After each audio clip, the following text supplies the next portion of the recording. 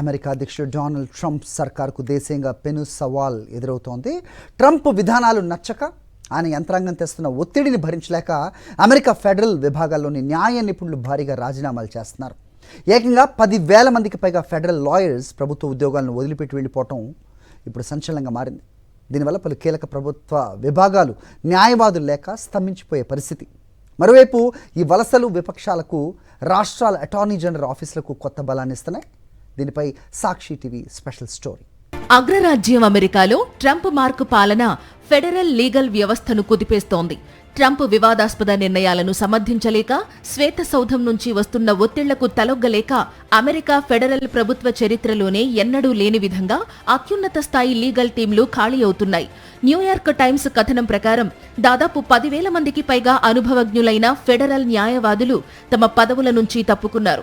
Justice department సహా అనేక ప్రతిష్టాత్మక ఏజెన్సీల నుంచి ఈ మేధో వలస కొనసాగుతోంది. కీలకమైన కేసుల్లో ట్రంప్ ప్రభుత్వం తీసుకుంటున్న పొలిటికల్ నిర్ణయాలు, ప్యామ్ బాండీ వంటి వివాదాస్పద నియామకాల తరువాత ఈ రాజీనామాల పర్వం మరింత వేగవంతమైంది.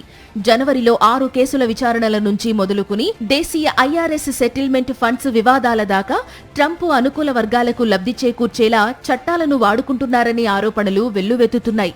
చట్టబద్ధంగా కాకుండా రాజకీయ లబ్ధి కోసం ఒత్తిడి పెంచడం వల్లే ఎథికల్ గ్రౌండ్స్ లో లాయర్లు సామూహికంగా రాజీనామాలు చేస్తున్నారని లీగల్ నిపుణులు చెబుతున్నారు. ప్రభుత్వాన్ని వీడుతున్న ఈ న్యాయ నిపుణులంతా ఇప్పుడు వివిధ రాష్ట్రాల డెమోక్రాట్ అటార్నీ జనరల్ ఆఫీసుల్లోనూ, పౌర హక్కుల అడ్వకేసీ గ్రూపుల్లోనూ స్థానాలు సంపాదిస్తున్నారు.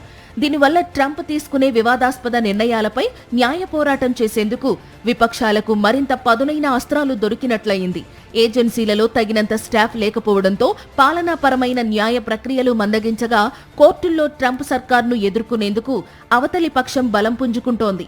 ఈ లీగల్ సంక్షోభం రాబోయే రోజుల్లో ట్రంప్ పాలనపై ఎలాంటి ప్రభావం చూపుతుందనేది ఇప్పుడు వాషింగ్టన్ రాజకీయాల్లో హాట్ టాపిక్ గా మారింది. న్యాయ వ్యవస్థను రాజకీయ శత్రువులపై అస్త్రంగా వాడుకుంటున్నారనే విమర్శల నడుమ సొంత ప్రభుత్వ లాయర్లే తిరుగుబావుటా ఎగరవేయడం ట్రంప్ అడ్మినిస్ట్రేషన్ కు గట్టి ఎదురు దెబ్బేనని విశ్లేషకులు భావిస్తున్నారు.